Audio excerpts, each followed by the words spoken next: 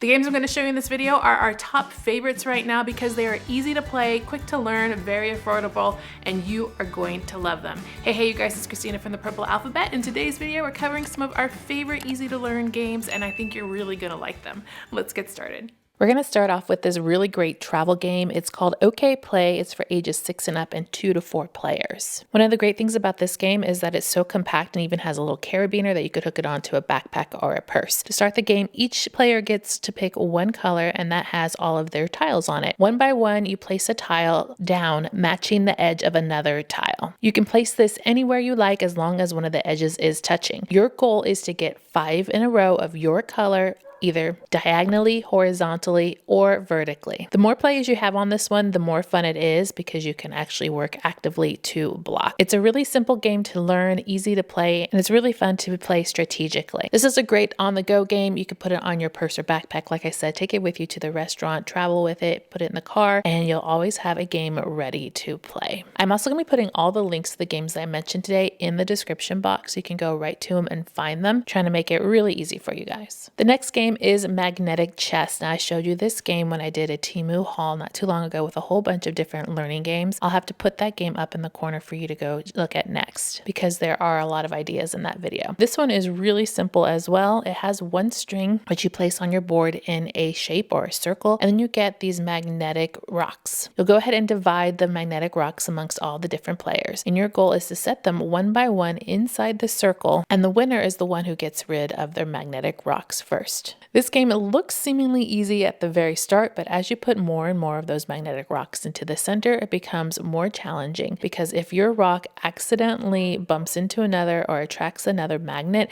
you have to take those magnets into your own pile. And then play continues until one person is left with no magnets. I like this game because you can do some variations on the shape of your string and the amount of players that you have. This one is called QBs, and we've had this one for quite a while. It's from Blue Orange Games. It's for 1 to 4 players ages 6 and up. I do like that it's small and compact, and it's a really great visual perception activity. There's different colored sets of blocks. Each player gets one set. You have all these different expression cards, and these are what you're going to try to mimic when you play your round. So you set up all of your pieces in front of each player, and then you set up the cards next to them. Turn over one card, and your job is to be the first to match the expression on the card. So you have to turn your blocks to find them. There's 2 different shapes, one rectangular and then 2 square shaped, and you have to find the correct pieces to make that face. Pink one in this case, she matched it perfectly. Now, while this might seem like a really simple activity to do, I will have to say it is difficult. You have to know where those little pieces are in order to make that face. Sometimes you're going to be using all the blocks together like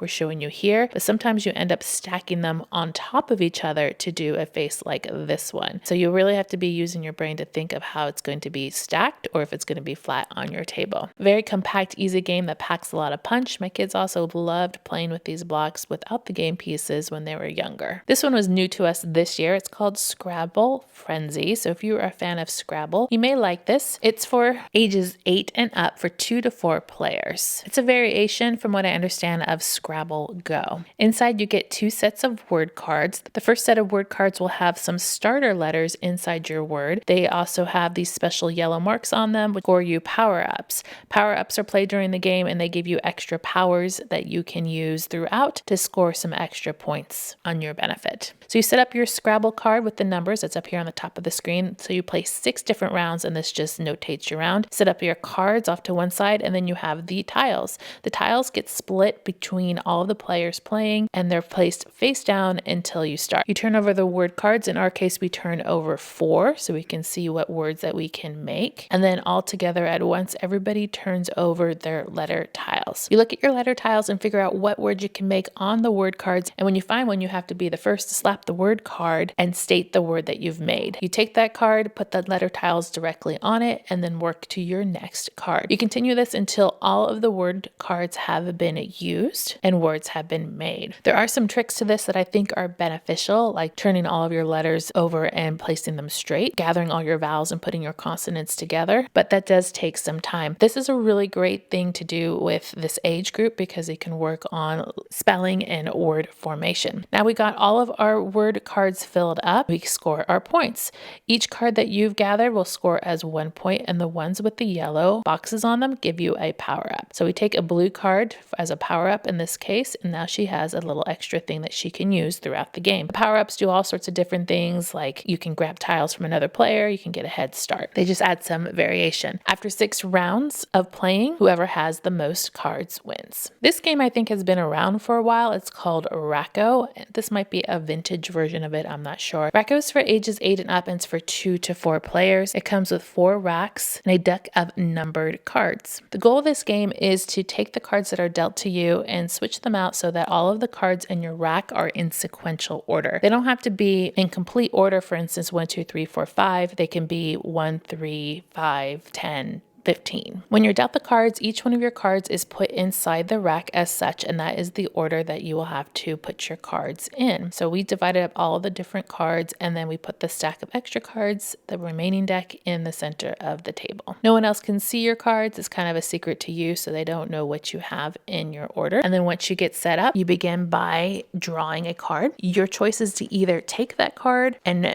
replace it with one in your deck, or you can draw a new one. And if you draw a new one, you do have to take that card as your own. So we're starting off with 11 here, and my first child has decided to draw a card. She's showing the camera. She has a 10. So now she looks at her deck and sees if this 10 will fit in order to make that sequential order. She's switching one out, puts that on top of the deck, and now the next person can take that card or draw one from the deck. This daughter chose to take it and switch it out, and she put her 41 down. And then it came to my turn, which I decided to draw a card. I got a 28.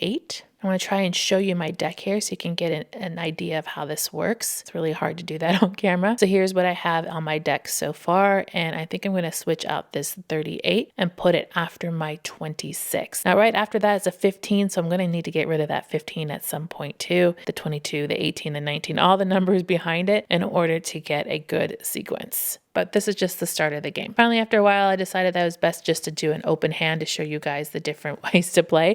So we're just spreading that out here on the table so you can get an idea on camera of how this actually works. And this is a little bit more into the game, so you can see we've got some sequences going already, particularly in my daughter's deck here where she's putting the 4, placing out the 12. So this goes around all the way into the circle until you have complete sequential order, and in which case you have become the winner. I was the first one to win the game, so here is my ending sequential order where I got all of my numbers in order from lowest to highest. I won. This one has been a definite love in our house. It was a Christmas gift called Taple. It is also for ages 8 and up, 2 to 8 players. And this is a great fast-paced word game, kind of a think fast game. You get this little device here that has letters all the way across. It has most of the alphabet, but not all. And you push down each button while playing.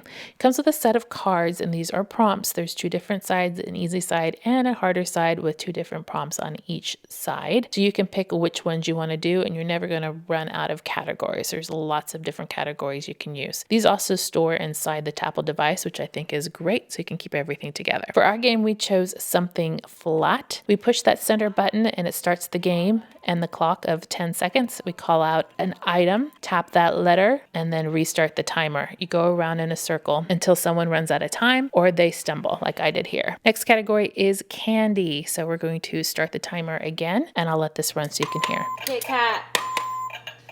Reese's. Twix. Skittles. Fun Dip. Lollipops. Oh, milk chocolate. Dark chocolate. Chocolate. Pop Rocks. So this gets progressively harder as you run out of letters and you have to think of other items in that category. It's a very fun word game, and my kids really do like this one. This is called Rubiks Race. It's for ages 7 and up, although I think it could go a little bit lower. And it's a 2-player game. I actually had this when I was a child in our house and we loved it. It is a fast-paced visual perception game. You have one cube that you shape and it will show you the puzzle that you're trying to recreate. Each player gets a side with the same exact tiles on each one, and your job is to slide all of the tiles around so that those 9 blocks are in the center of your game board. Whoever does it first takes that middle piece of the game board and slams it down onto their side to show, and then you do a check to see if you got it right. And in this case, she actually got it. She got it right, and she can play again. We usually do best out of 3 on this. What's cool about this game is because you have the shaker with the dice with all the different colors on it, you can get a lot of different variations, and so you're really never doing the same pattern twice. If you like this video, I'm going to have another one up here on the screen for you to go watch next. I will see you over there. Make sure to click subscribe to see more videos like this and give me a thumbs up to show your love.